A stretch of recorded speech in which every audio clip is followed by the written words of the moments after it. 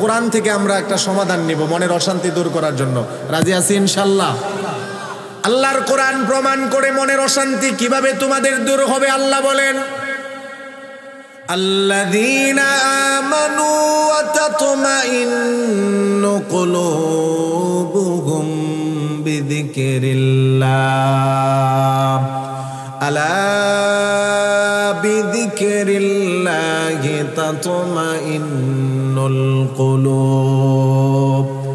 আল্লাহর কোরআন প্রমাণ করে নিশ্চয়ই যারা ঈমানদার তাদের অন্তরের মধ্যে প্রশান্তি আসে আমি আল্লাহর জিকিরের দ্বারা। গান শোনার দ্বারা না, টিভি সিনেমা দেখার দ্বারা না, খেলা দেখার দ্বারা না, মুমিনের অন্তরে প্রশান্তি আসে আল্লাহর জিকিরের দ্বারা। বলেন ঠিক কি না? এজন্য আজকে থেকে জিকির করব, মনের অশান্তি দূর করব। করে না, যেহেতু আসলে আলোচনা বিস্তারিত করা দরকার, এক একটা পয়েন্ট নিয়ে যদি আলোচনা করে অনেক সময়ের দরকার, সংক্ষিপ্তভাবে শুধু পয়েন্টগুলো আপনাদের সামনে দিতেছি। ও ভাইয়েরা, জিকির শুধুমাত্র মনের অশান্তি দূর করে না। সবাইকে অনুরোধ করে বলবো, বিশেষ করে আমার যুবক ভাইদেরকে, কেননা আমার মুরব্বী বাবারা সময় পাইলে জিকির করে এটা আমি জানি, কিন্তু আমার যুবক ভাইয়েরা জিকির করে না অনেকে। জিকির শুধুমাত্র মনের অশান্তি দূর করে না। আল্লাহর নবীকে প্রশ্ন করা হলো, আল্লাহর সবচেয়ে কাছাকাছি কোন বান্দা হবে? আল্লাহর নবী বললেন, ওই বান্দাগুলো আল্লাহর সবচেয়ে কাছাকাছি প্রিয় বান্দা হবে। আযযাকিরুন আল্লাহা কাসীরান ওয়াযযাকিরাত, যে বান্দা বান্দিগুলো বেশি বেশি আল্লাহর নামের জিকির করে। আল্লাহর নবীকে প্রশ্ন করা হলো, কোন বান্দা আল্লাহর সবচেয়ে কাছাকাছি থাকবে? নবীজি বললেন, যে বান্দা বান্দে আল্লাহর নামের বেশি বেশি জিকির করবে। সাহাবায়ে কেরাম বসা, আল্লাহর নবী বললেন, আলা উনাব্বিউকুম বিখাইরি আমালিকুম। ও আমার সাহাবীরা, আমি কি তোমাদেরকে শ্রেষ্ঠ একটা আমলের কথা বলে দিব? দ্বিতীয় নাম্বার নবীজি বললেন, ওয়াজকাহা ইনদা মালিকিকুম, আল্লাহর কাছে পবিত্র আমলের কথা কি তোমাদেরকে বলে দিব? তিন নাম্বার নবীজি বললেন, ওয়ারফাইহা ফি দারাজাতিকুম, আল্লাহর কাছে তোমাদের মর্যাদা বেড়ে যাবে এমন একটা আমলের কথা কি বলে দিব? চার নাম্বার আল্লাহর নবী বললেন, খায়রুল লাকুম মিন ইনফাকিয যাহাবি ওয়াল ওয়ারিকি, ও আমার উম্মতেরা, আল্লাহর রাস্তায় স্বর্ণ রূপা খরচ করার চেয়ে শ্রেষ্ঠ একটা আমল আছে, তোমাদেরকে কি বলে দিব? পাঁচ নাম্বার নবীজি বললেন, এমন একটা আমলের কথা কি বলে দিব যে আমল করলে জিহাদের ময়দানে জিহাদ করার চেয়ে আরো শ্রেষ্ঠ। রাসূল পাঁচটা উপকারের কথা বললেন। আল্লাহর কাছে সবচেয়ে শ্রেষ্ঠ আমল এক নাম্বার, দুই নাম্বার আল্লাহর কাছে পবিত্র আমল, তিন নাম্বার বান্দার মর্যাদা বেড়ে যাবে আল্লাহর কাছে এই আমল, চার নাম্বার আল্লাহর রাস্তায় স্বর্ণ রূপা খরচ করার চেয়ে আরো শ্রেষ্ঠ আমল, পাঁচ নাম্বার খায়রুল লাকুম মিন আন তালকাউ আদুওয়াকুম ফাতাদরিবু আনাকাহুম ওয়া ইয়াদরিবু আনাকাকুম, জিহাদের ময়দানে কাফেরদের গর্দানে তোমরা আঘাত করবে, তোমাদের গর্দানে কাফেররা আঘাত করে, ওই সময় যে সওয়াব হয় তার চেয়ে শ্রেষ্ঠ একটা আমলের কথা বলে দিব। পাঁচটা ফজিলতের কথা শোনার পরে আপনাদের অবস্থা কেমন হয়েছে আমি জানি না, তবে সাহাবায়ে কেরাম সবাই পাগলপাড়া হয়ে গিয়েছিলেন। কোন আমল যে পাঁচটা ফজিলত, কেননা তারা দুনিয়ার পাগল ছিল না, টাকা পয়সার পাগল ছিল না, নেতৃত্বের পাগল ছিল না, তারা ছিল আল্লাহর পাগল, আখিরাতের পাগল। ঠিক কিনা? আমরা তো দুনিয়ার পাগল অনেক, আমরা অনেকে টাকার পাগল, পয়সার পাগল, নারীর পাগল, গাড়ির পাগল, নেতৃত্বের পাগল, যার কারণে এগুলোর জন্য আমরা পাগল পারা। সাহাবায়ে কেরাম এগুলোর জন্য ছিল না। তারা যখন শুনলো পাঁচটা ফজিলতের কথা, এক বাক্যে সবাই বলল, বালা ইয়া রাসূলুল্লাহ, ওগো নবীজি অবশ্যই আপনি আমাদেরকে বলে দেন কোন আমল করলে এই পাঁচটা ফজিলত হয়। আল্লাহর নবী বললেন, জিকরুল্লাহ, আল্লাহর নামের জিকির।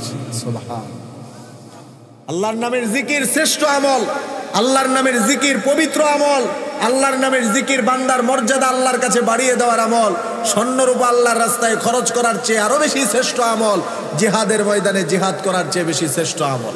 জিকির করবো তো ইনশাল্লাহ, জিকির করবো তো, জিকিরের কথাই আসতেছে। নবীজি বলেন, ওয়া রাজুলুন যাকারাল্লাহ খালিয়ান ফাফাযাত আইনাহু, ওই ব্যক্তি যাকে আল্লাহ তাআলা আরশের ছায়ার নিচে জায়গা দান করবেন সে হলো ওই ব্যক্তি যেই ব্যক্তি নীরবে জিকির করে এবং চোখের পানি জড়ায়। 6 নাম্বার আল্লাহর নবী বলেন, ওই ব্যক্তিকে আল্লাহ তাআলা আরশের ছায়ার নিচে জায়গা দান করবেন। দাআতহু ইমরাতুন যাতু হাসবিন ওয়া জামাল, যুবক, সুন্দরী রূপবতী কোনো মেয়ে যদি আমাদেরকে ডাকে, যুবক আসো আসো আমার যৌবন তোমার জন্য আমি উজাড় করে দিব, কিন্তু মুসলমান যুবক যুবতীর ডাকে সাড়া দেয় না। কেননা মুসলমান যুবকের আছে অন্তরে আছে একজনের ভয়, তিনি কে? মুসলমান যুবক যখন আমার সামনে কোনো গুনাহ আসবে, গুনাহের কাজ আমি করব না, গুনাহের মধ্যে আমি লিপ্ত হব না, কেননা আমার অন্তরে আছে কার ভয়? জোরে বলেন কার ভয়? আল্লাহর নবী বলেন, ওয়া রাজুলুন দাতহু ইমরাতুন দাতু হাসবিন ওয়া জামাল, চেহারাও সুন্দর, বংশ মর্যাদাও ভালো, এমন সুন্দরী নারী যখন কোনো যুবককে ডাকে আসো আমার দিকে আসো, কিন্তু যুবক অন্তরে আল্লাহর ভয় নিয়ে বলে না, ইন্নী আখাফুল্লাহ, আমি আল্লাহকে ভয় করি, গুনাহ থেকে বাঁচে, নবীজি বলেন ওই যুবককে আল্লাহ তার আরশের ছায়ার নিচে জায়গা দান করে দিবে। ও আমার কলিজার টুকরা যুবক ভাইয়েরা, অন্তরে আল্লাহর ভয় নিয়ে গুনাহ থেকে বাঁচলে শুধুমাত্র আল্লাহ তাআলা আরশের ছায়ার নিচে জায়গা দিবেন তাই না, যেই যুবকের অন্তরে আল্লাহর ভয় থাকবে গুনাহ থেকে বাঁচবে, আল্লাহর কোরআন প্রমাণ করে, ওয়ালিমান খাফা মাকামা রাব্বিহি জান্নাতান, যেই ব্যক্তির অন্তরে আল্লাহর কাছে দাঁড়ানোর ভয় থাকবে, গুনাহ থেকে বাঁচবে, আল্লাহ তাদেরকে 2টি জান্নাত দান করে দিবে। ওমর রাদিয়াল্লাহু তাআলা আনহুর জামানায়, হযরত ওমর রাদিয়াল্লাহু তাআলা আনহুর জামানায় একজন যুবক ছিল, মসজিদে নববীর মধ্যে যুবক বসবাস করত, সারা দিন মসজিদের মধ্যেই থাকতো, প্রতিদিন এশার পরে বাবার খেদমতের জন্য বাড়িতে যেত, বাবার খেদমত করে আবার মসজিদে চলে আসতো, সারা দিন কোরআন তেলাওয়াত করত, সারা দিন রাসূলের হাদিস চর্চা করত। একদিন রাত্রিবেলা যুবক মসজিদ থেকে তার বাড়িতে যায়, রাস্তার মধ্যে এক দুশ্চরিত্রা নারী সে দাঁড়িয়ে আছে, কিন্তু দুশ্চরিত্রা নারী যুবকের দিকে তাকায়, যুবক দুশ্চরিত্রা নারীর দিকে তাকায় না, কেননা যুবকের অন্তরে আছে কার ভয়? জোরে বলেন কার ভয়? ও ইমানদার যুবক ভাইরা, আল্লাহর ভয় যদি আমার অন্তরে থাকে, আমার মার ভয়ে বাবার ভয়ে আমি গুনাহ থেকে বাঁচতে পারবো না, ইমাম সাহেব হুজুরের ভয়ে আমার ভয়ে গুনাহ থেকে বাঁচতে পারবেন না। আল্লাহর ভয় যদি অন্তরে থাকে, আল্লাহ গুনাহ থেকে বাঁচাবে, ঠিক কিনা বলেন? প্রশাসনের ভয় দিয়ে মানুষকে কি অপরাধ থেকে বাঁচানো সম্ভব? বলেন, বাঁচানো সম্ভব? আমাদের দেশে কত ধরনের প্রশাসন আছে, ওনারা আপ্রাণ চেষ্টা করে যাচ্ছে বাংলাদেশ মাদক মুক্ত করতে, দুর্নীতি মুক্ত করতে, বাংলাদেশ ইফটিজিং মুক্ত করতে। যতই চেষ্টা করুক না কেন প্রশাসন, আমাদের বাংলাদেশ দিনকে দিন যুব সমাজকে মাদক মুক্ত হচ্ছে না মাদকাসক্ত হচ্ছে? যত দিন যাচ্ছে তত মাদকাসক্ত হচ্ছে। গত কিছুদিন আগে আমি 1 সপ্তাহের জন্য টেকনাফ কক্সবাজার প্রোগ্রাম করেছি, লাগাতার কক্সবাজার টেকনাফ 1 সপ্তাহ লাগাতার প্রোগ্রাম করেছি। যেখানেই যাই মাহফিল কমিটি বলে, হুজুর যুব সমাজের ব্যাপারে বয়ান করবেন, যত দিন যাচ্ছে যুব সমাজ মাদকাসক্ত হচ্ছে। কথা কি ঠিক কিনা? যেই সমাজের যুব সমাজ ঠিক, ওই সমাজের সব ঠিক। জোরে বলেন ঠিক কিনা? যেই সমাজের যুব সমাজরা তাফসিরুল কোরআন মাহফিলে আসে, ওই সমাজে সুন্দর শান্তি শৃঙ্খলা বজায় থাকে, ঠিক কিনা বলে? আর যেই সমাজের যুব সমাজরা তাফসিরুল কোরআন মাহফিলে আসে না, যাত্রাপালায় যায়, গানে যায়, ওই সমাজ নষ্ট হয়ে যায়, নিকৃষ্ট হয়ে যায়। জোরে বলেন ঠিক কিনা? ওই যুবক ওই যুবতীর দিকে তাকাই না, তার অন্তরে আছে একজনের ভয়, তিনি হলেন আল্লাহ। একদিনের ঘটনা, প্রতিদিন যুবতী তার দিকে তাকিয়ে থাকে, কিন্তু যুবক তাকাই না। শয়তানের প্ররোচনায় পড়ে ধোকায় পড়ে নবীজির সাহাবী, যুবক সাহাবী একদিন তাকালেন সুন্দরী মেয়ের দিকে। সুন্দরী মেয়ের দিকে যখন তার চোখটা পড়লো, মেয়েটা কাছে এসে বলল, যুবক প্রতিদিন তোমার দিকে আমি তাকিয়ে থাকি, তুমি আমার দিকে তাকাও না, আজকে তুমি আমার দিকে তাকিয়েছো, বলো আমাকে তোমার কেমন লেগেছে? মেয়েটার প্রশ্নের উত্তরে যুবক বলে, তোমাকে দেখতে তো বড় ভালোই লাগে। এবার দুশ্চরিত্রা মেয়েটা প্রস্তাব দিয়ে দিল, তাহলে দেরি কেন, চলো আমার বাড়িতে চলে যাই, আজকে তুমি যা চাইবে আমার কাছে সব আমি তোমার চাহিদা পূরণ করব। শয়তানের ধোঁকায় পড়ে সাময়িক সময়ের জন্য নবীজির যুবক সাহাবী চলে গেলেন মেয়েটার বাড়িতে। ঘরের দরজা দিয়ে ভিতরে প্রবেশ করার সাথে সাথে যুবকের অন্তরে আল্লাহর ভয় সৃষ্টি হয়ে গেল। কি করতেছি, গুনাহ করার জন্য চলে আসছি, আমার আল্লাহ তো আমাকে দেখতেছে। এই গুনাহের জন্য আল্লাহর জবাবের কাঠগড়ায় আমাকে দাঁড়াতে হবে। যুবকের অন্তরে যখনই আল্লাহর ভয় জাগ্রত হলো, যুবক কান্না শুরু করে দিল, জুড়ে জুড়ে কান্না শুরু করে দিল। মেয়েটা বলে, যুবক কি হলো তোমার, এভাবে কান্না করতেছো? মানুষ তো খুঁজবে, চলে আসবে, তুমি কান্না করো না। যুবকের কান্না বদ্ধ হয় না। আমি কি করতেছিলাম, গুনাহ কিন্তু এখনো করেনি, শুধুমাত্র ঘরে প্রবেশ করেছে, তাই অবস্থা এরকম। কান্না করতে করতে যুবক ঘরের মধ্যেই বেহুশ হয়ে পড়ে যায়। আল্লাহর নবীর যুবক সাহাবী যখন বেহুশ হয়ে পড়ে যায়, মেয়েটা ধরে তার বাড়ির উঠানে তাকে রেখে চলে আসে। প্রতিদিন নির্দিষ্ট সময় বাবার খেদমতের জন্য ছেলে যায়। আজকে যখন ছেলে যায় না, বাবা বড় পেরেশান, বাহিরে বের হয়ে ছেলেকে খুঁজে। বাবা তাকিয়ে দেখলো উঠানের মধ্যে ছেলের নিথর দেহটা পড়ে আছে। বাবা জোরে চিৎকার মারলো, এলাকার মানুষ, আশপাশের সবাই এসে তাকে পানি দিয়ে হুঁশে আনলো। ছেলের চাচা প্রশ্ন করলো, কিরে ভাতিজা, কি হয়েছিল, এভাবে বেহুশ অবস্থায় কেন উঠানের মধ্যে পড়া ছিলে? ছেলে পূর্ণ ঘটনা খুলে বলল, এমন ঘটনা চাচা, মেয়েটা আমাকে প্ররোচনা দিয়ে যখন গড়ে নিয়ে গেল, আল্লাহর ভয় আমার অন্তরে জাগ্রত হলো, শরীর কাঁপতে লাগলো, আমি বেহুশ হয়ে গেলাম। চাচার কাছে ঘটনা বিবরণ করতে গিয়ে ছেলে আবার কান্না শুরু করে দিল। নবীর যুবক সাহাবী কান্না করতে করতে আবার বেহুশ হয়ে গেল। চাচা এবার আবার পানি ছিটিয়ে দেয়, কিন্তু যুবক হুঁশে আসে না। এক পর্যায়ে চাচা জুড়ে চিৎকার মেরে এলাকার মানুষকে জানিয়ে দিল, যতই পানি ছিটাই না কেন আমার ভাতিজার চোখ খুলবে না। আল্লাহর ভয় অন্তরে নিয়ে কান্না করতে করতে আমার ভাতিজার দুনিয়া থেকে বিদায় নিয়ে চলে গেছে। আল্লাহর ভয় কাকে বলে? আল্লাহর ভয় কাকে বলে দেখেন, গুনাহ করে নাই, শুধুমাত্র যুবতীর প্ররোচনায় ঘরের মধ্যে ঢুকেছিল, তাই সাহাবীর দিলের মধ্যে এত ভয়। আমার আল্লাহ যদি প্রশ্ন করে, আমি কি জবাব দিব? আমাকে যদি আল্লাহ জাহান্নামে দেয়, তাহলে আমি জাহান্নামের আগুন আযাব কিভাবে সহ্য করব? এভাবে কান্না করতে করতে সাহাবী দুনিয়া থেকে বিদায় নিয়ে চলে গেলেন। হযরত ওমর রাদিয়াল্লাহু তাআলা আনহু রাষ্ট্রীয় কাজে তিনি বাহিরে ছিলেন, মদিনায় ছিলেন না। রাত্রে বেলায় ওই নবীজির যুবক সাহাবীকে দাফন কাফন করে ওনাকে কবরস্থ করে দেওয়া হলো। কিছুদিন পরে হযরত ওমর যখন আসলেন মসজিদে নববীর মধ্যে, ওই যুবককে তিনি দেখেন না। ক্লাসের ভালো ছাত্র যদি অনুপস্থিত থাকে, শিক্ষক প্রশ্ন করে, ওই ছেলেটা কোথায়? হযরত ওমরও প্রশ্ন করলেন, ওই যুবক ছেলেটা কোথায়? সবাই উত্তর দিল, এইভাবে আল্লাহর বান্দা, আপনার একজন প্রিয় ছাত্র, এভাবে তার ইন্তেকাল হয়ে যায়। কিছুদিন পরে হযরত ওমর রাদিয়াল্লাহু তাআলা আনহু তিনি রাষ্ট্রীয় কাজে এক জায়গায় যাচ্ছিলেন। যেই রাস্তা দিয়ে যাচ্ছিলেন, যুবকের কবরটা ওই রাস্তার পাশেই অবস্থিত ছিল। সাহাবায়ে কেরাম সবাই বললেন, আমিরুল মুমিনিন, খলিফাতুল মুসলিমিন, ওই যে একজন যুবক সাহাবী আল্লাহর ভয় অন্তরে নিয়ে যে দুনিয়া থেকে বিদায় নিয়ে চলে গিয়েছিল, ওই যে এটাই হলো তার কবর। হযরত ওমর রাদিয়াল্লাহু তাআলা আনহু কবরের সামনে দাঁড়িয়ে কবর জিয়ারত করলেন, যুবকের জন্য দোয়া করলেন। এবার কবরের দিকে লক্ষ্য করে হযরত ওমর এভাবে লক্ষ্য করে বলতেছেন, এই কবরে থাকা যুবক, কবরে থাকা যুবক, আল্লাহর ভয় অন্তরে নিয়ে যেই ব্যক্তি গুনাহ থেকে বাঁচবে, আল্লাহর ওয়াদা, আল্লাহ তাকে 2টি জান্নাত দান করবে। আমি ওমর জানতে চাই, আল্লাহর ওয়াদা অনুযায়ী আল্লাহ কি তোমাকে 2টি জান্নাত দিয়েছে? হযরত ওমর কবরের দিকে এভাবে ইশারা করে করে প্রশ্ন করতেছে।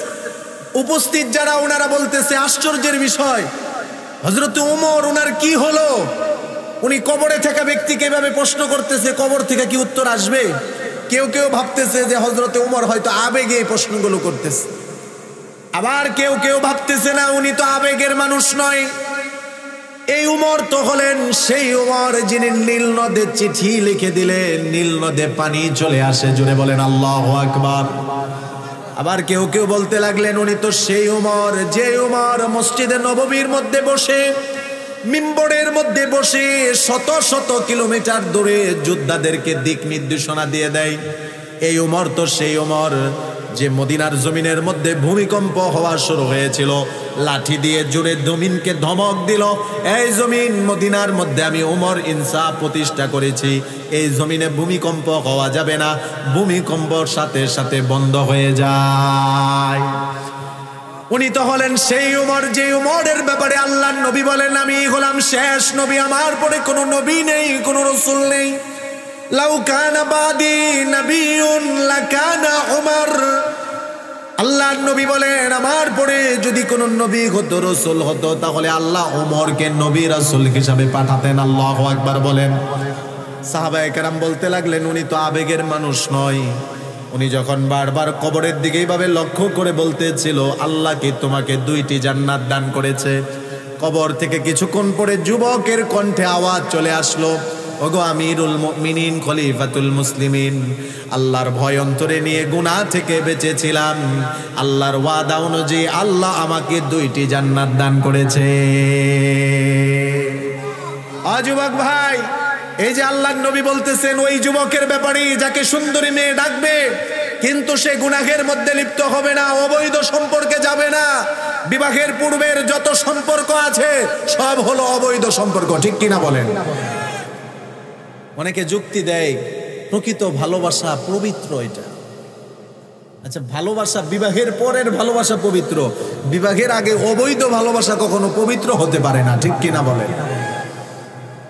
তো যুবক যদি কোনো সুন্দরী মেয়ে তাকে ডাকে আর সে যদি আল্লাহর ভয়ে গুনাহ থেকে বাঁচে, আল্লাহর নবী বলেন তাকেও আল্লাহর আরশের ছায়ার নিচে আল্লাহ জায়গা দান করে দিবে। সুবহান। 7 নাম্বার সর্বশেষ রসুল বলেন, ওয়া রাজুলুন তাসাদ্দাকা বিসাদাকা। ওই ব্যক্তিকে আল্লাহ তাআলা আরশের ছায়ার নিচে জায়গা দান করবে, যেই ব্যক্তি দান করে আল্লাহর রাস্তায়, এমন ভাবে দানটাকে সে গোপন রাখে যে ডান হাতে কি দান করেছে তার বাম হাতও জানে না।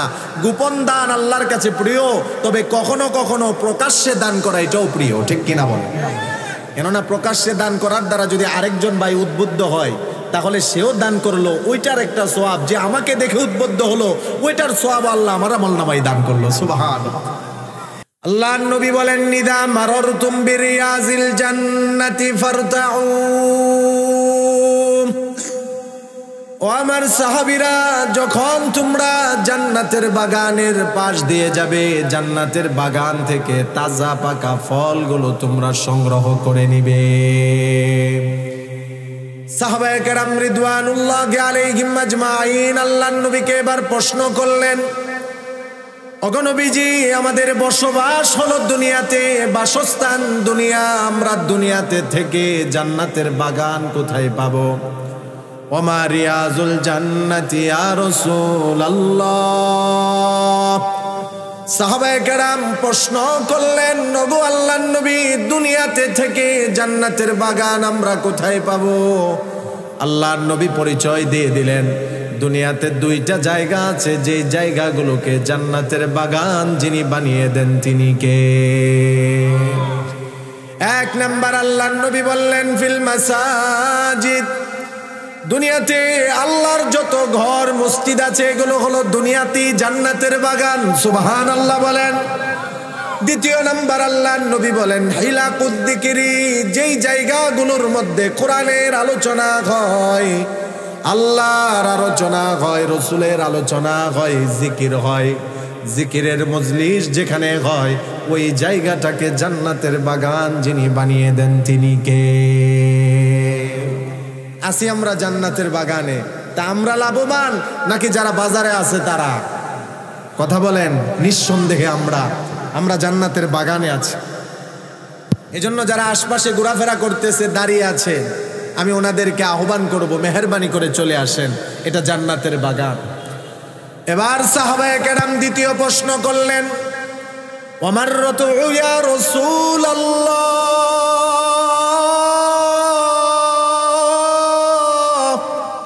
ওগো নবীজি, জান্নাতের বাগানে আমরা আছি, এবার আপনি আমাদেরকে বলেন জান্নাতের বাগানের ফল কি জিনিস? আপনি যে বলেছেন বাগানের পাশ দিয়ে গেলে ফল সংগ্রহ করতে, ফল কি জিনিস? আল্লাহর নবী বললেন, সুবহানাল্লাহ, ওয়ালহামদুলিল্লাহ লা ইলাহা ইল্লাল্লাহ ওয়াল্লাহু আকবার। এই তাসবিহগুলো হলো জান্নাতের বাগানের ফল। জোরে বলেন না সুবহানাল্লাহ। এজন্য সময়ে সময়ে সুবহানাল্লাহ, আলহামদুলিল্লাহ, আল্লাহু আকবার, লা ইলাহা ইল্লাল্লাহ এই তাসবিহগুলোর দ্বারা জিকির করা। জিকির কার নামের হবে? জোরে বলেন সবাই, কার নামের? এখন তো এমনও জিকির হয় হুক্কুর হুক্কুর, না এখানে কোনো আল্লাহর নাম আছে, আল্লাহর কোনো সিফাতি নাম আছে, কিচ্ছুই নেই। এই হুক্কুর হুক্কুর জিকির করলে কোনো সওয়াব হবে? জিকির করতে হবে জিকিরের শব্দ দ্বারা। আর জিকিরের 4টা শব্দ হাদিসের মধ্যে বর্ণিত হয়েছে, সুবহানাল্লাহ, আলহামদুলিল্লাহ, লা ইলাহা ইল্লাল্লাহ, ওয়াল্লাহু আকবার। মনে থাকবে তো ইনশাআল্লাহ? আর এই 4 শব্দের সমূহের সবচেয়ে শ্রেষ্ঠ জিকির হলো লা ইলাহা ইল্লাল্লাহ। লা ইলাহা ইল্লাল্লাহ এই শব্দের জিকির হলো সবচেয়ে শ্রেষ্ঠ জিকির। একটা হাদিস শোনাই আপনাদেরকে। নবী মুসা আলাইহিস সালাতু ওয়াস সালাম, যিনি জমিনে থেকে আল্লাহর সাথে কথা বলতেন, কোরআনে কারিমে এই ব্যাপারে আল্লাহ তাআলা বলেন ওয়া কাল্লামাল্লাহু মুসা তাকলিমা। মুসা আলাইহিস সালাতু ওয়াস সালাম তিনি আল্লাহ তাআলার সাথে কথা বলার ভাগ্য আল্লাহ তাআলা ওনাকে দান করেছেন। সুবহানাল্লাহ। নবী মুসা আলাইহিস সালাতু ওয়াস সালাম একদিন আল্লাহর কাছে ফরিয়াদ করলেন, আল্লাহ আল্লিমনি কালিমাতান নাদউকা বিহা ওয়া আযকুরুকা বিহা। এমন একটা কালিমা আপনি আমাকে শিখিয়ে দেন যেই কালিমার দ্বারা আমি আপনার জিকির করব, যেই কালিমার দ্বারা আমি আপনার কাছে দোয়া করব। আল্লাহ পাক রব্বুল আলামিন বললেন, ও মুসা আপনি বলেন লা ইলাহা ইল্লাল্লাহ। আল্লাহ তাআলা এটা বলার পরে মুসা আলাইহিস সালাতু ওয়াস সালাম বললেন, আল্লাহ এটা তো ব্যাপক কালিমা, এটা তো সবাই জানে। স্পেশাল একটা দোয়া চেয়েছি, স্পেশাল একটা কালিমা চেয়েছি যেটা আমি আপনার জন্য জিকির করব এবং স্পেশাল ভাবে দোয়া করব। আল্লাহ পাক রব্বুল আলামিন এবার বললেন, ও মুসা আপনি কি এই কালিমাকে হালকা মনে করেন?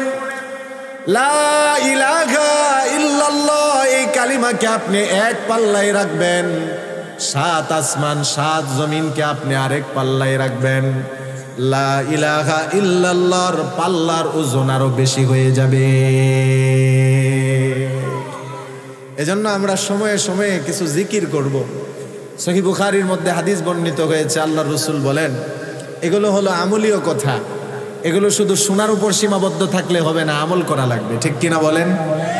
আমরা মাহফিলে আসি, অনেকে গতানুগতিক আসি, ওয়াজ শুনে চলে যায়, আমাদের কোনো পরিবর্তন হয় না। আচ্ছা বলেন, জীবনভর যদি এই মাহফিল আমি শুনি, প্রতিদিন 1টা করে 2টা করে 5টা করে মাহফিল শুনলাম, শুধু আমল করলাম না, আমার কোনো লাভ আছে?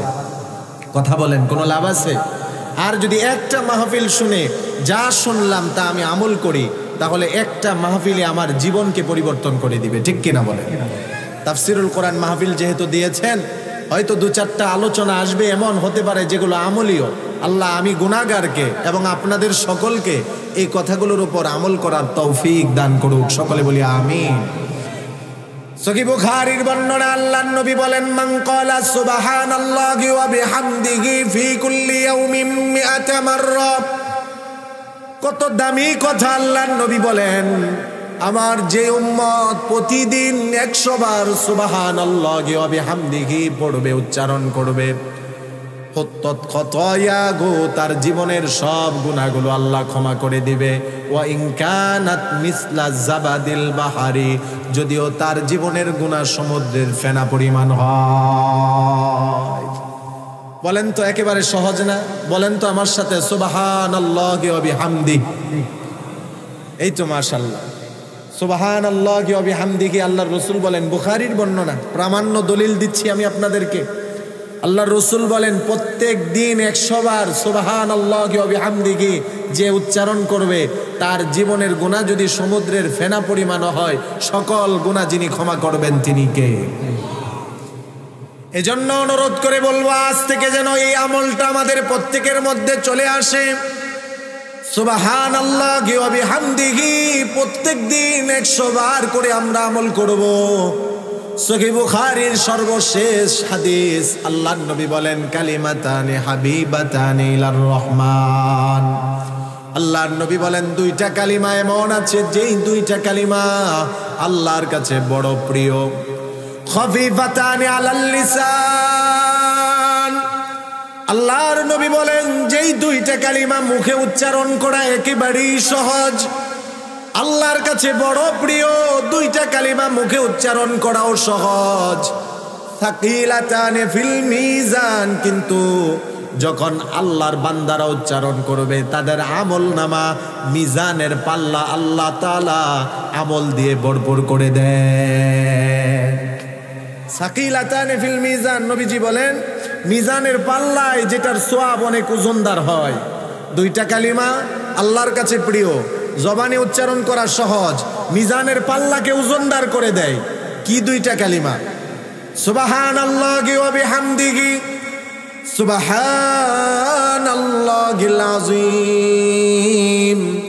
বুখারীর সর্বশেষ হাদিস, সুবহানাল্লাহি ওয়া বিহামদিহি, সুবহানাল্লাহিল আযীম।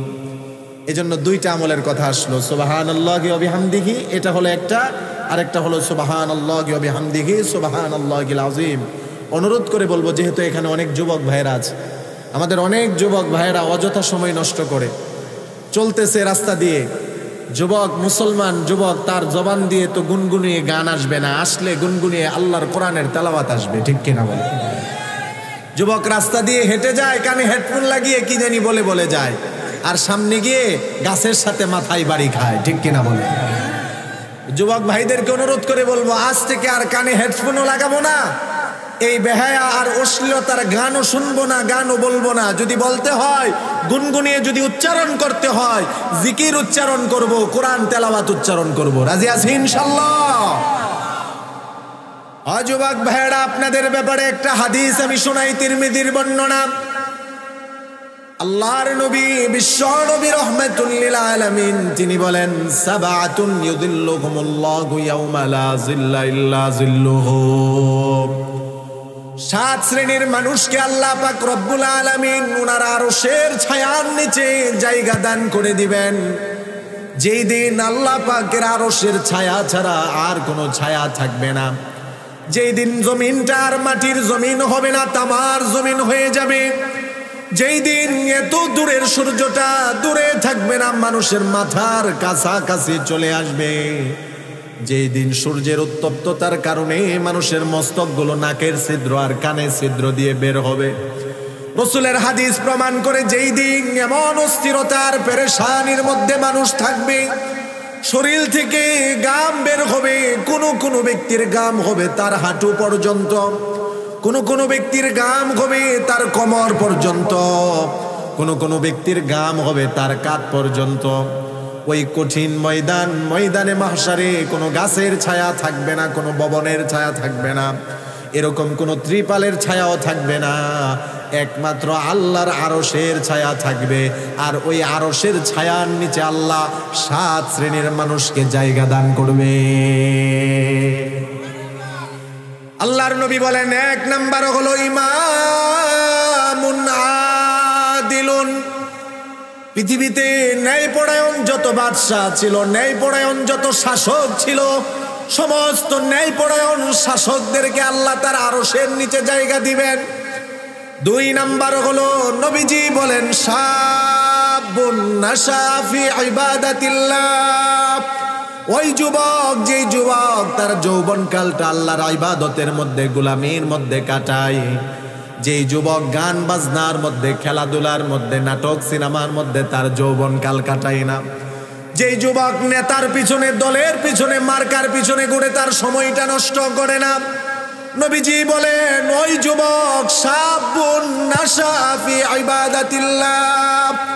ওই যুবক, যে যুবক তার যৌবনকালটা আল্লাহর ইবাদতের মধ্যে কাটায়, ওই যুবককে আল্লাহ তার আরশের ছায়ার নিচে জায়গা দান করে দিবে। 3 নাম্বার, আল্লাহর নবী বলেন ওয়া রাজুলুন কানা কলবুহু মুআল্লাকাম বিল মসজিদি। ওই ব্যক্তি, যেই ব্যক্তির অন্তরটা মসজিদের সাথে লেগে থাকে, ওই ব্যক্তিকে আল্লাহ তাআলা আরশের ছায়ার নিচে জায়গা দান করবে। আপনাদের এখানে এমন অনেক আল্লাহর প্রিয় বান্দা আছে যারা ফজরের নামাজ পড়ার পরে বাড়িতে আসে, কখন জোহর পড়বে মনটা ছটফট করে মসজিদে যাওয়ার জন্য। মসজিদ থেকে বের হলে মনটা ভালো লাগে না, ঢুকলে ভালো লাগে। যাদের মসজিদের সাথে এমন সম্পর্ক হবে, ওই লোকগুলোকে আরশের ছায়ার নিচে যিনি জায়গা দিবেন তিনি কে? আল্লাহর নবী বলেন 4 নাম্বার, ওয়া রাজুলান তাহাব্বা ফিল্লাহ। ওই দুই ব্যক্তি, যেই দুই ব্যক্তি আল্লাহর জন্য একজন আরেকজনকে মহব্বত করে ভালোবাসে। আমাদের পরস্পরের ভালোবাসা, পরস্পরের মহব্বত হবে একজনের জন্য। জুড়ে বলেন তিনি কে? ইমানদারের ইমান পরিপূর্ণ হবে কখন? আল্লাহর রাসূলের আরেক হাদিস প্রমাণ করে, মান আহাব্বা লিল্লাহ, যেই ব্যক্তি আল্লাহর জন্য একজন আরেকজনকে মহব্বত করে, ওয়া আবগাদা লিল্লাহ, আল্লাহর জন্য একজন আরেকজনের সাথে বিদ্বেষ পোষণ করে, ওয়া আতা লিল্লাহ, কোনো কিছু দিলে একমাত্র আল্লাহর সন্তুষ্টির জন্য দেয়, ওয়া মানাআ লিল্লাহ, কোনো জিনিস থেকে বাধা প্রদান করলে আল্লাহর জন্য করে। 4টা জিনিস যখন বান্দা আল্লাহর জন্য করে, নবীজি বলেন ফাকাদ ইস্তাকমালাল ঈমান, তার ঈমান আল্লাহ পরিপূর্ণ করে দেয়। পরস্পরের মহব্বত হবে আল্লাহর জন্য। পরস্পরের যদি কোনো বিদ্বেষ হয় সেটাও হবে আল্লাহর জন্য। কাউকে কোনো কিছু দিব সেটাও আল্লাহর জন্য, কোনো কিছু দিব না নিষেধ করব সেটাও আল্লাহর জন্য। সবকিছু মুমিনের হবে কার জন্য? জুড়ে বলেন কার জন্য? তো এই যে হাদিসে আল্লাহর নবী বলেন 7 শ্রেণীর মানুষকে যে আল্লাহর আরশের নিচে আল্লাহ জায়গা দিবেন। 4 নাম্বার হলো ওই দুই ব্যক্তি যারা আল্লাহর জন্য একজন আরেকজনকে মহব্বত করে ভালোবাসে। ফাজতামা আলাইহি ওয়া তাফাররাকা, আল্লাহর জন্য একত্রিত হয় আবার আল্লাহর জন্য আলাদা হয়ে যায়। 5 নাম্বার আল্লাহর নবী বলেন ওয়া রাজুলুন যাকারাল্লাহা খালিয়া, ওই ব্যক্তিকে আল্লাহ তার আরশের ছায়ার নিচে জায়গা দান করে দিবেন। যেই ব্যক্তি নীরবে নিভৃতে বসে আল্লাহর নামের জিকির করে, তার চোখ থেকে পানি ঝরায়, ওই ব্যক্তিকে আল্লাহ তার আরশের ছায়ার নিচে জায়গা দান করে দিবে। ও ভাই, ও আমার মুরব্বী বাবারা, নীরবে কিছু সময় বসে আল্লাহর নামের জিকির করে যদি চোখের পানি ঝরাতে পারি, রাসূলের হাদিস প্রমাণ করে আল্লাহ আমাদেরকে ওনার আরশের ছায়ার নিচে জায়গা দান করে দিবে। সুবহান। আমার কষ্ট লাগে, আমি বড় ব্যথা পাই যখন ওই দৃশ্য দেখি। যখন দেখি টিভির দোকানের সামনে মানুষ বসে বসে টিভির দিকে হা করে তাকিয়ে আছে। প্রশ্ন করি কেন বসে আছেন? কই মনটা ভালো না, কিছু সময় টিভি দেখে মন ভালো করি। আছে কি নাই? অনেক যুবক ভাই কানে হেডফোন লাগানো গান শুনতেছে। প্রশ্ন করি ভাই কি করেন? কই গান শুনি। বেহায়া, বেশরম, লজ্জা নেই, হুজুরকে আবার ডাইরেক্ট বলেও গান শুনি। প্রশ্ন করি ভাই কেন গান শোনেন? হুজুর মনটা ভালো না, একটু শুনি, মনটা ভালো হইলে আর শুনতাম না। আল্লাহর কোরআন হাতে নিয়ে আমি আপনাদেরকে একটা প্রশ্ন করি, আপনারা সত্য সত্য বলবেন। মন যদি খারাপ থাকে গান শোনার দ্বারা কি মন ভালো হয়?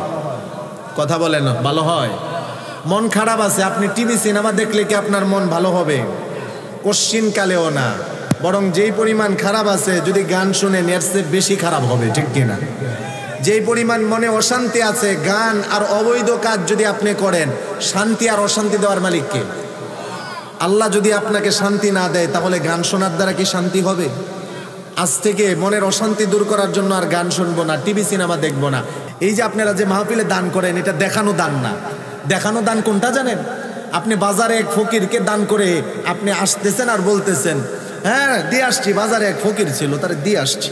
আপনি রাস্তা দিয়ে যাচ্ছেন আর বলে বলে বেড়াচ্ছেন, এটা হলো দেখানো দান। আর মাহফিলে বসে যখন উলামায়ে কেরাম আপনাদেরকে বলে দেন মসজিদে, দেন মাদ্রাসায়, দেন দ্বীনি কাজে, আল্লাহর জন্য আল্লাহর রাস্তায় দেন, এটা দেখানো দান না, এটাই আল্লাহর সন্তুষ্টির দান। সুবহানাল্লাহ। এই 7 শ্রেণীর অন্তর্ভুক্ত আল্লাহ আমাদেরকে হওয়ার তৌফিক দান করুক, সকলে বলি আমিন। এবার সর্বশেষ আরেকটা বিষয়, কষ্ট হচ্ছে আপনাদের, আর কিছু অল্প সময় চলবে ইনশাল্লাহ। সর্বশেষ আপনাদেরকে একটা বিষয় আমি সতর্ক করে দিচ্ছি, সেটা হলো আমরা ইমানদার, আবেদন করা ছাড়া, দরখাস্ত করা ছাড়া আল্লাহ তাআলা আমাদেরকে ঈমানের যে দৌলত নিয়ামত দান করেছেন, এটা নিয়ামতের সবচেয়ে শ্রেষ্ঠ নিয়ামত, ঠিক কিনা বলেন? নিয়ামত সমূহের সবচেয়ে শ্রেষ্ঠ নিয়ামত হলো ঈমানদারের ঈমান। ঈমানদারের কাছে তার ঈমানের চেয়ে শ্রেষ্ঠ কোনো নিয়ামত হতে পারে না, জুড়ে বলেন ঠিক কিনা? ও যুবক ভাইয়েরা, মুরব্বী বাবারা আমার, আমাদের এই মূল্যবান সম্পদ ঈমানকে নষ্ট করার জন্য, ঈমানকে ধ্বংস করে দেওয়ার জন্য, ঈমানদারের ঈমানকে, ঈমানদারদেরকে তার ঈমান থেকে দূরে সরানোর জন্য চতুর্মুখী ষড়যন্ত্র আর চক্রান্ত হচ্ছে, ঠিক কিনা বলে? ইহুদি নাসার করে যাচ্ছে যে মুসলমানকে ঈমান থেকে সরানো যায়, মুসলমানকে কিভাবে বেঈমান বানানো যায়। গত 2 দিন আগের রিপোর্ট আপনারা হয়তো জানেন না, রংপুর পীরগাছায় খ্রিস্টানরা 100 মুসলিম পরিবারদেরকে, যারা গরিব অসহায় ছিল, কষ্টে দিন কাটাচ্ছিল, টাকা পয়সার লোভ দেখিয়ে 100 মুসলিম পরিবারকে তারা হিন্দু বানিয়ে দিয়েছে। নাউজুবিল্লাহ বলবেন না? 100 মুসলিম পরিবারকে তারা খ্রিস্টান বানিয়ে দিয়েছে টাকা পয়সার লোভ দেখিয়ে। তার মানে তারা কি প্রচেষ্টা চালাচ্ছে। আমি তো বলি, এখানে তাদের যেমন দোষ আছে, ওই ঈমানদারদেরও দোষ আছে যারা টাকার বিনিময়ে তাদের কাছে তাদের ঈমান বিক্রি করে দেয়, ঠিক কিনা?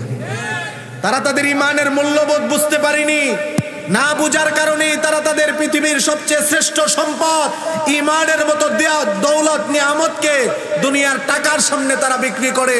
ও মুসলমান, মনে রাখবেন, কুমিল্লার মুসলমান ঈমানদার যখন তার ঈমানের মূল্যবোধ বুঝবে, টাকা কেন, পয়সা কেন, পুরা পৃথিবী তাকে দিয়ে দিল, পৃথিবী লাথি মেরে ফেলে দিবে, ঈমান ছাড়বে না, বলেন ঠিক কিনা? যদি সে তার ঈমানের মূল্যবোধ বুঝতে পারে। আমরা তো আমাদের ঈমানের মূল্যবোধ বুঝি না। যে ঈমানের দৌলত নিয়ামত আল্লাহ আমাদেরকে দান করেছেন, এটা এমন ঈমান, এমন ঈমানের মূল্যবোধ। আল্লাহর নবী বলেন, এই ঈমানটাকে যদি আমরা ধরে রাখতে পারি, মৃত্যু পর্যন্ত যদি এই ঈমানের উপর অটল আর অবিচল থাকতে পারি, যাররা পরিমাণ ঈমান যদি অন্তরে থাকে, যাররা পরিমাণ ঈমানের বদৌলতে জাহান্নাম থেকে বের করে যিনি জান্নাত দিবেন, তিনি কে? কোনদিন কোন কাফের, কোন মুশরিককে আল্লাহ তাআলা জান্নাত দিবেন না। কিন্তু ওই মুমিন, ওই মুসলমান যার যাররা পরিমাণ ঈমান আছে, যদিও সে গুনাহগার, পাপিষ্ঠ, তার গুনাহের সাজা শাস্তি ভোগ করার পরে ঈমানের বদৌলতে আল্লাহ তাআলা তাকে জান্নাত দান করবেন। আর ওই জান্নাতের পরিধি, সর্বশেষ যে ব্যক্তি ঈমানের বদৌলতে জান্নাতে যাবে, সেই ব্যক্তির জান্নাতের পরিধি সহিহ মুসলিমের বর্ণনায় এসেছে, এই দুনিয়ার 10 দুনিয়া পরিমাণ হবে জান্নাত। বাংলাদেশের 10টা বাংলাদেশ না, বরং এই দুনিয়ার 10টা দুনিয়া পরিমাণ আল্লাহ ওই ব্যক্তিকে জান্নাত দিবে যেই ব্যক্তির অন্তরে যাররা পরিমাণ ঈমান আছে। সুবহানাল্লাহ বলেন। এবার বলেন, ঈমান বড় না সম্পদ বড়? ঈমান বড় না নেতৃত্ব বড়? ঈমান বড় না চাকরি বড়? ঈমান বড় না ব্যবসা বড়? এই কারণে আমি বলি, আমি ঈমানদার, আমরা ঈমানদার। আমাদের কাছে আমাদের ব্যবসার চেয়ে, চাকরির চেয়ে, নেতৃত্বের চেয়ে, ক্ষমতার চেয়ে, দলের চেয়ে, আমাদের জীবনের চেয়ে আমাদের ঈমান দামি। জোরে বলেন ঠিক কিনা? প্রয়োজন যদি হয় কখনো ঈমানদার যুবক ভাইয়েরা ব্যবসা ছাড়বো, চাকরি ছাড়বো, দল ছাড়বো, নেতা ছাড়বো, জীবন পর্যন্ত দিব, শহীদ হব, কিন্তু ঈমান ছাড়া যাবে না। জোরে বলেন ঠিক কিনা? এই হলো ঈমানের দাবি, এই হলো ঈমানের মূল্যবোধ। সাহাবায়ে কেরাম রিদওয়ানুল্লাহি আলাইহিম আজমাইন ঈমানের জন্য কি পরিমাণ কষ্ট ওনারা স্বীকার করেছেন, একাধিক ঘটনা আমি আপনাদেরকে বলতে পারবো। সাহাবায়ে কেরামের ঈমান দীপ্ত ঘটনাগুলো শুনলে শরীরের লোম দাঁড়িয়ে যায়, পশম দাঁড়িয়ে যায়। সাহাবায়ে কেরামের ঈমান দীপ্ত ঘটনাগুলো শুনলে চোখের পানি ঝরে যায়। এমন কষ্ট তারা স্বীকার করেছেন, কিন্তু একবারের জন্য তারা ঈমান থেকে সরে যায়নি। খাব্বাব রাদিয়াল্লাহু তাআলা আনহু, হযরতে খুবাইব রাদিয়াল্লাহু তাআলা আনহু, হযরতে বেলাল, হযরতে আম্মার, হযরতে সুহাইব, ওনাদের সকলের জীবনী যদি আপনারা পড়েন, আপনারা চোখে পানি ধরে রাখতে পারবেন না। আমার তো সেই সময় নেই, আমি বলতে পারবো না, শুধু একটা দৃষ্টান্ত দেই।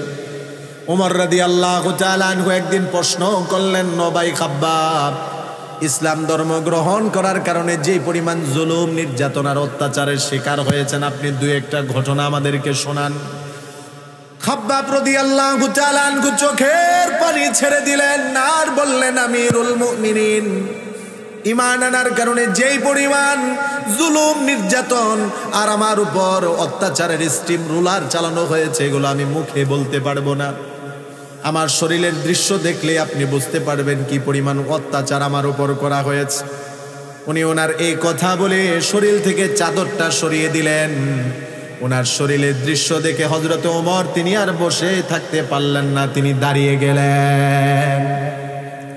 হযরত ওমর হযরতে খাব্বাব রাদিয়াল্লাহু তাআলা আনহুর শরীরের দৃশ্য দেখে চোখের পানি ছেড়ে দিয়ে বললেন, ও ভাই খাব্বাব, এটা কি কোনো মানুষের পিঠ হতে পারে, শরীর হতে পারে? এই যে আপনার পিঠের মধ্যে বড় বড় গর্ত দেখা যায়, ছিদ্র দেখা যায়, বড় বড় গর্তগুলো, ছিদ্রগুলো কিসের? আপনার কি বড় ধরনের কোনো রোগ হয়েছিল, কোনো বসন্ত হয়েছিল? হযরতে খাব্বাব রাদিয়াল্লাহু তাআলা আনহু চোখের পানি ছেড়ে দিয়ে বলেন, না, কোনো রোগও হয়নি, কোনো বসন্ত হয়নি।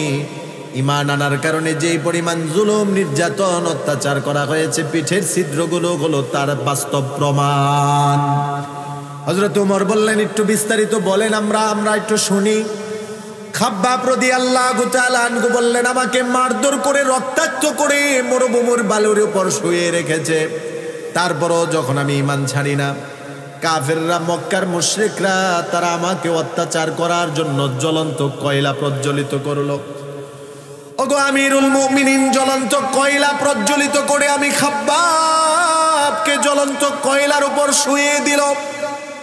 শরীর থেকে জামা কাপড়গুলো আমার খুলে নিল, জ্বলন্ত কয়লার উপর আমাকে শুয়ে দিয়ে কোমরের মধ্যে শিকল দিয়ে বেঁধে তারা আমাকে জ্বলন্ত কয়লার উপর দিয়ে টানতে লাগলো।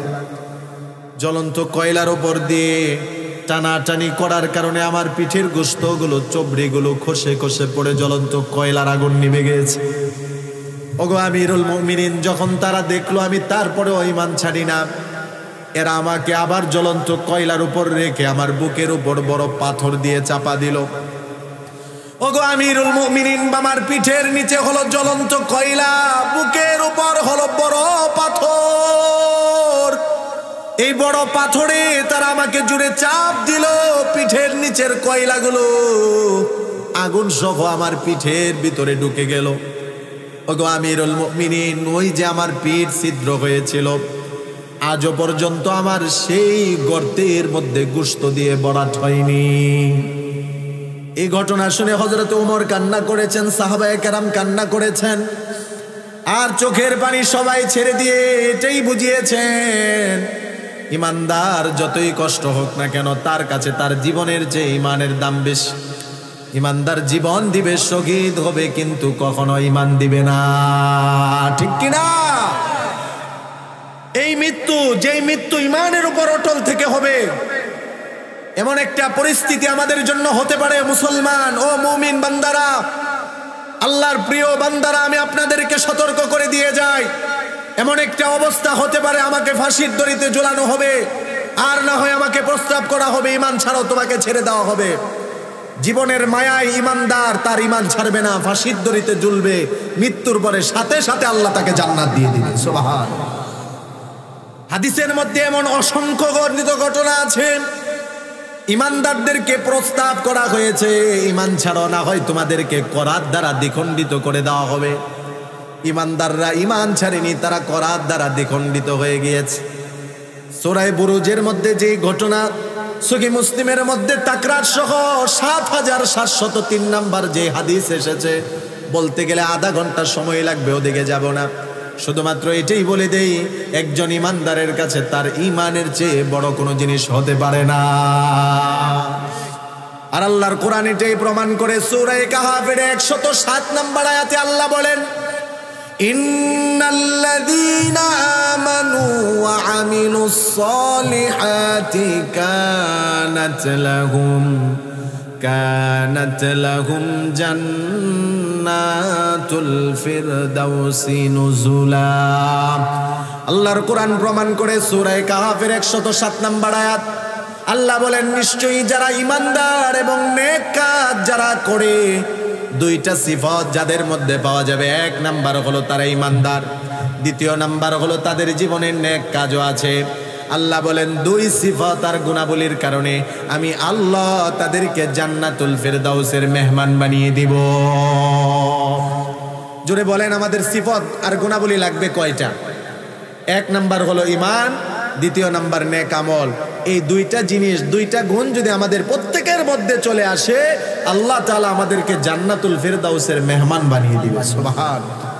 জান্নাতুল ফেরদাউসের বিবরণ দিলে এটাও অনেক সময়ের দরকার, শুধু এতটুকু বলি, জান্নাতুল ফেরদাউস এটা হাদিসের মধ্যে এসেছে, বুখারীর বর্ণনা। এটা হলো আ'লাল জান্নাহ ওয়া আওসাতুল জান্নাহ ওয়া ফাওকুহু আরশুর রহমান। জান্নাত সমূহের মধ্যে সবচেয়ে উন্নত তবকার জান্নাত হলো জান্নাতুল ফেরদাউস। এজন্য আল্লাহ রাসূল বলেন, তোমরা যখন আল্লাহর কাছে জান্নাত চাইবে, ইযা সাআলতুমুল্লাহাল জান্নাহ, আল্লাহর নবী আমাদেরকে লাভবান দোয়া কিভাবে করব এটা শিখিয়ে দিয়েছে। যখন জান্নাত চাইবে, নরমাল জান্নাত চাইও না, জান্নাত তো জান্নাতি, তারপরও জান্নাতের মধ্যে উচ্চ তবকার জান্নাত হলো জান্নাতুল ফেরদাউস। সুবহানাল্লাহ। নবীজি আমাদেরকে বলছেন তোমরা ওই জান্নাত আল্লাহর কাছে চাইবে। জান্নাতুল ফেরদাউসের উপরে আল্লাহর আরশ, বান্দা যখন ইচ্ছা তখন তার আল্লাহকে দেখতে পারবে। সুবহানাল্লাহ। এজন্য ঈমান আর নেক আমল, এই 2টা জিনিসের উপর আমরা অটল আর অবিচল থাকবো। নেক আমলের অনেক আলোচনা শুনলাম, আমার আগেও হুজুর হয়তো আলোচনা করেছেন। আমি আপনাদেরকে কয়েকটা বিষয়, জিকিরের বিষয়ে আলোচনা হয়েছে, এটাও একটা নেক আমল। কয়েকটা আমল আমি আপনাদেরকে দিয়েছি, এটাও একটা নেক আমল। আরেকটা সর্বশেষ আমল সূরা ইখলাস, কোরআনে কারীমের একটা সূরা। আমরা সবাই এখানে পারি না? সবাই পারি। প্রত্যেক রাত্রিতে ঘুমাতে যাওয়ার আগে 1 বার 2 বার 3 বার করে পড়বো। আল্লাহ তাআলা পুরা কোরআন তেলাওয়াত সওয়াব আল্লাহ আমাদের আমলনামায় দান করবে। সুবহানাল্লাহ।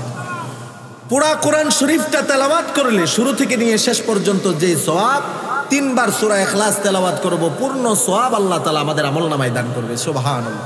এই আমলটাও করব।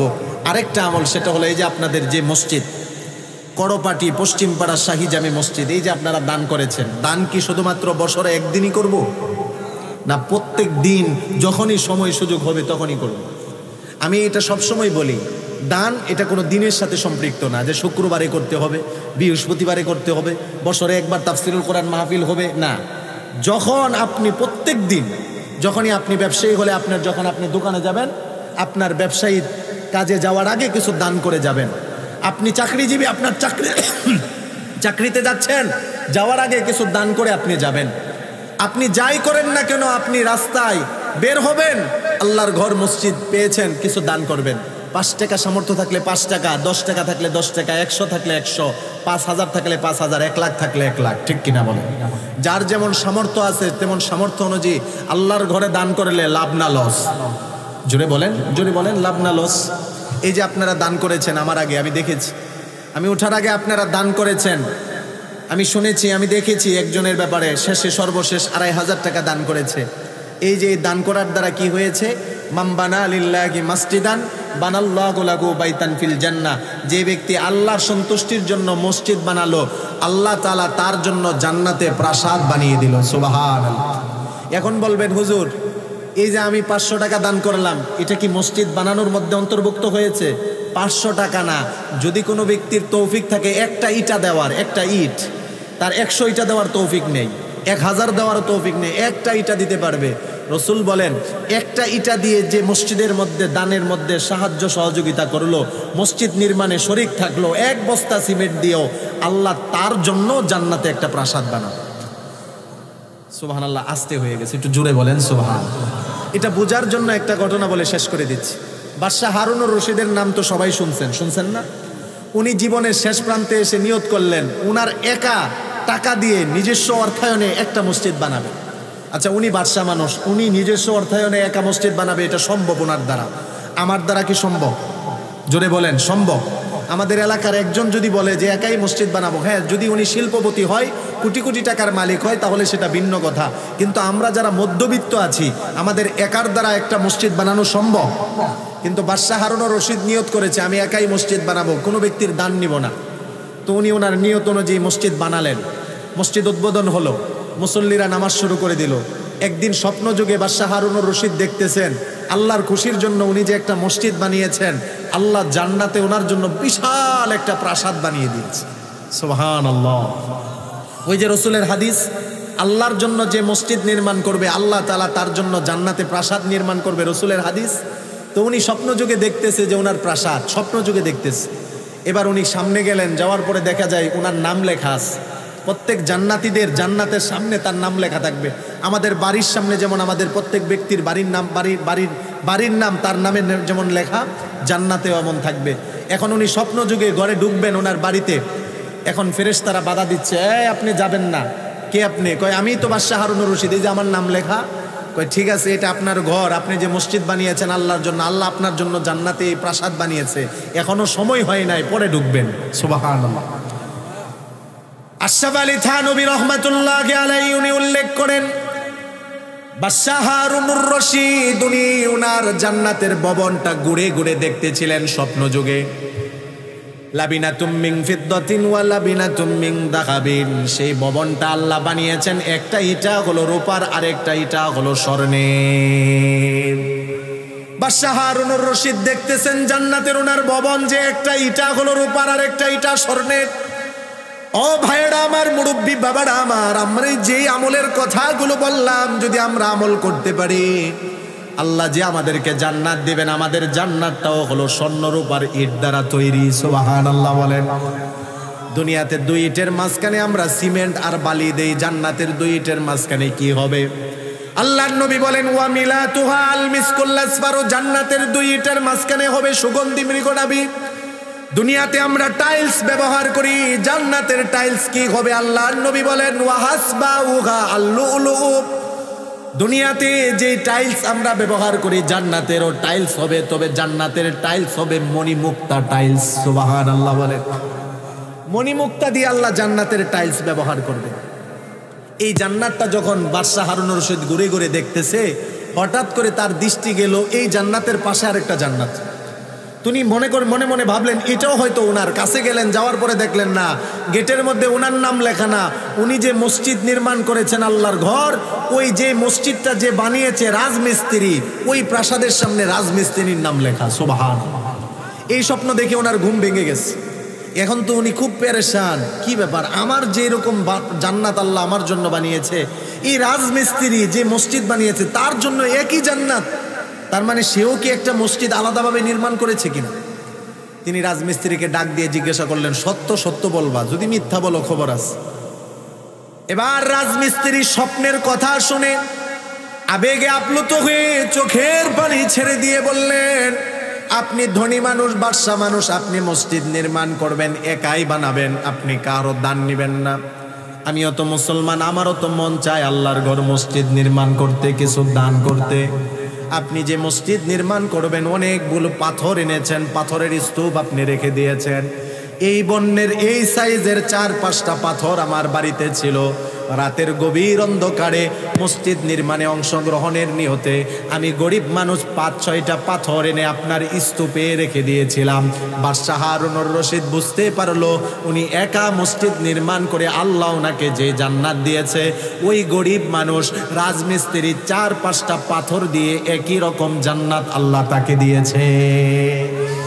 এই জন্য জিনার তৌফিক 1 লাখ, উনি 1 লাখ দিবে। আমার যার তৌফিক আছে 10 টাকা, আমি 10 টাকা দিব, কোনো সমস্যা আছে? যার যার তৌফিক অনুপাতে মসজিদে অংশগ্রহণ করব, প্রতিদান আল্লাহ তাআলা মনের উপর, দিলের উপর নির্ভর করে দিবে। সুবহানাল্লাহ। আমি মুসাফির, সর্বশেষ এমন কেউ আছেন যে হুজুর 5,000 টাকা 10,000 টাকা মসজিদে দিব, 2,000 3,000 দিব, এরকম কেউ আছে? মাশাআল্লাহ। মাকসুদুর রহমান ভাই নতুন করে দিয়েছেন, মাকসুদুর রহমান ভাই 10,000 টাকা নগদ দিয়ে দিচ্ছেন। মাশাআল্লাহ। ভাই কোথায় চলে গেছেন? আচ্ছা আচ্ছা। ওনার আব্বা আম্মা আছেন? বাবা আছে, মা আছে, বাবা নাই। মাকসুদুর রহমান ভাই নগদ 10,000 টাকা